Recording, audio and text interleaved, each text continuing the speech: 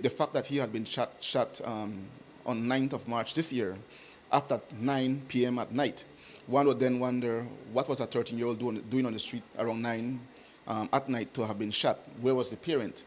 There is still a curfew law that prohibits any child under the age of 16 to be out in public after 8 p.m. absent any parent or guardian.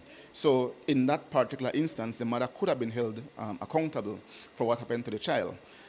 Subsequent to that, we had 2 other reports of the child being involved in gunplay, going after people with the intent to shoot them. And so there was sufficient for us to have been able to take him under the SOE, and I still believe it was the right thing to do. Now, when we look at this whole situation, the child is now at the new beginning. I believe that sending him there is a good thing, but we have to look at it more broadly. What else can be done? The mother is fighting for the child to be released, but does she have the capacity to take care of that child, to care for that child?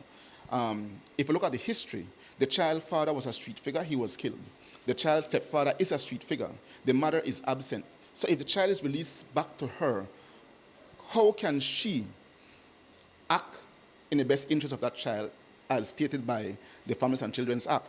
I don't think she has the capacity. So if it is that something can be done where the child can be taken in as a ward of the state and kept at new beginning until he attains the age of 18, I think that would be the best thing for that child in this particular instance, because at new beginning, he'll be able to get the mentorship that he needs, the guidance that he needs to be able to transform him and become a more productive young person.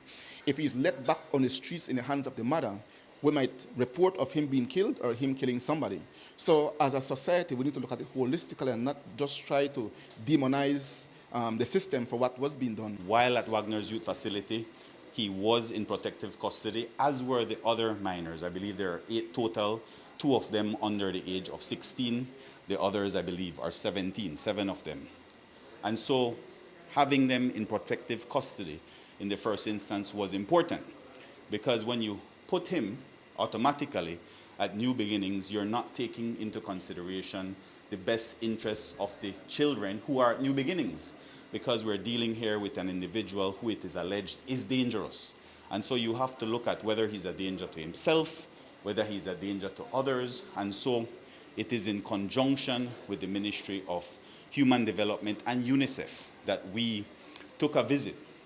Myself, Ms. Alison Parker from UNICEF, the CEO from the Ministry of Human Development and Home Affairs, visited the Wagner's Youth Facility and had an opportunity to speak with these young men.